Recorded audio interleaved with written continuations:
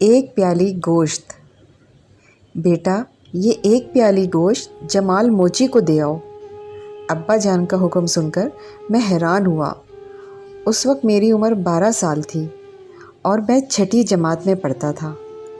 میں نے جواب میں ان سے کہا، لیکن ابا جان آج تو عید کا دن ہے، ہر گھر میں گوشت موجود ہے، سب لوگ ایک دوسرے کے گھروں میں گوشت پہنچا رہے ہیں، ہم نے قربانی کی ہے، لیکن اس کے باوجود ہمارے رشتہ دار اور دوست اور پڑوسی ہمارے گھر میں گوشت دے دے کر جا رہے ہیں، پھر آپ یہ ایک پیالی سالن اسے کیوں بھیج رہے ہیں؟ بیٹے وہ اکیلا ہے، کوئی آگے نہ پیچھے، اول تو کوئی اسے گوشت دے گا نہیں، کیونکہ اس کے ہاں سے کون سا کسی کو گوشت ملے گا، دوسرے کوئی گوشت دے گا بھی تو وہ اسے نہ جانے کب پکائے گا، کم از کم اس وقت تو اس کے پاس سالن کی صورت میں گوشت ہوگا۔ نہیں جی، اچھا ابا جان، لائیے دے آتا ہوں۔ میں نے پیالی ان سے لے لی اور گھر سے نکل آیا۔ بازار لوہارا میں ہماری دکان کے بالکل سامنے سڑک کے کنارے جمال موچی جوتیاں مرمت کرتا تھا۔ گلی میں ایک چھوٹی سی کوٹری تھی، وہ اسی میں رہتا تھا۔ میں پیالی اٹھائے اس کی کوٹری کے دروازے پر پہنچا تو وہ چولہے پر ہانڈی رکھے ہوئے نظر آیا۔ ہانڈی کے نیچے آگ جل رہی تھی اور ہانڈی میں کچھ پک رہا تھا۔ میں نے السلام علیکم کہہ کر اندر داخل ہوا تو اس نے میری طرف دیکھا۔ اس وقت میں دل ہی دل میں ابا جان پر اپنا غصہ اتار چکا تھا اور اپنے آپ سے یہ کہہ رہا تھا کہ بلا وجہ انہوں نے ایک پیالی گوشت بھیجا، یہ تو گوشت پکا رہا ہے۔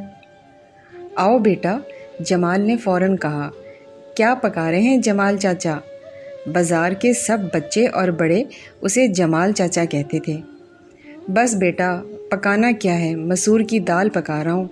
مجھے حیرت کا جھٹکا لگا۔ میں نے فوراً کہا، جی کیا کہا، دال پکا رہے ہیں؟ لیکن آج تو عید کا دن ہے اور ہر گھر میں گوشت ہی گوشت موجود ہے، سب لوگ گوشت بھون رہے ہیں۔ صبح سے یہ وقت آ گیا بیٹا، کسی نے مجھے گوشت نہیں بھیجا۔ جب میں انتظار کر کر کے تھک گیا تو بازار سے دال لے آیا اور اب اسے پکا رہا ہوں۔ اوہو، یہ لیں ابا جان نے پکا پکایا گوشت آپ کے لیے بھیجا ہے۔ واہ بیٹا واہ، یہ کام کیا ہے آپ کے ابا جان نے۔ چلو میں بھی عید کے دن گوشت کھا ہی لوں گا، ورنہ یہ حسرت رہتی کہ عید کے دن بھی گوشت نہ کھا سکا۔ اچھا جمال چچا، میں چلا، پیالی پھر کسی وقت لے لوں گا۔ ٹھیک ہے۔ میں گھر آ کر ابا جان کو مسور کی دال والی بات بتائی تو ابا جان کے ساتھ امی جان اور چھوٹی بہن بھی حیران ہوئے بغیر نہ رہ سکیں۔ امی جان نے فوراً کہا، تب تو ایک چھوٹی سی پیالی میں ہم نے بہت کم گوشت اسے بھیجا ہے۔ ہاں بھائی، ایک بڑے برتن میں گوشت اسے دے آؤ تاکہ وہ خوب پیٹ بھر کر کھا سکے۔ جی اچھا۔ جلد ہی میں دوبارہ جمال چچا کی کوٹری میں داخل ہوا۔ جمال چچا، امی جان نے یہ گوشت اور آپ کے لیے بھیجا ہے۔ واہ بھائی واہ، مزہ آ گیا، چلو اپنی بھی عید ہو گئی، اس نے خوش ہو کر کہا۔ یہ 8 سے 58 یا 59 سال پہلے کا واقعہ ہے، لیکن یہ واقعہ میرے ذہن میں اس طرح چپکا کہ پھر کبھی ذہن سے محو نہ ہو سکا۔ خاص طور پر عید قرباں کے موقع پر تو اس کا ذہن میں تازہ ہونا ایک معمول بن گیا ہے۔ گھر کے لوگ تمام رشتہ داروں، پڑوسیوں اور دوست احباب کے حصے لگا رہے ہوتے ہیں۔ میں اپنے محلے کے غریب ترین چند افراد کے لیے گوشت الگ کر رہا ہوتا ہوں۔ والد صاحب نے بچپن میں جو گوشت کی پیالی مجھے تھمائی تھی، اگرچہ مجھے کوئی سبق دینے کے لیے نہیں تھا، اس وقت ان کی یہ سوچ نہیں تھی کہ میرا بیٹا بھی بڑا ہو کر ایسا کرے گا۔ جی نہیں، ان کے تو ذہن میں بھی یہ بات نہیں تھی۔ انہوں نے تو ہمدردی کے طور پر جمال موچی کو گوشت کی پیالی بھجوائی تھی، لیکن وہ پیالی میرے لیے ایک سبق بن گئی، ساری زندگی کا سبق، کبھی نہ بھولنے والا سبق۔ بچپن میں جو بات ذہن میں نقش ہو جائے پھر وہ نکل نہیں پاتی، اسے کوئی کھرچ کر بھی نکالنا چاہے تو وہ نہیں نکلتی۔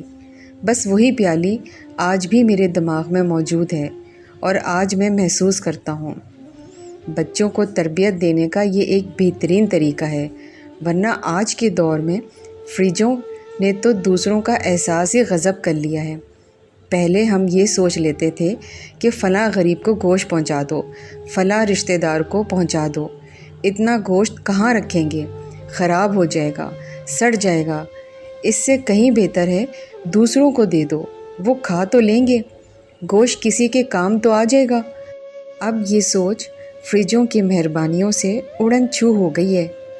ہم پہلے اپنا پیٹ نہیں اپنا فریج بھرتے ہیں، پھر جو ہڈیاں یہ بیکار قسم کی بوٹیاں بچ جاتی ہیں وہ کسی کو دینے کے بارے میں سوچتے ہیں، جبکہ عید قربان سے تو ہمیں صرف اور صرف قربانی کا جذبہ اپنانے کا سبق ملتا ہے۔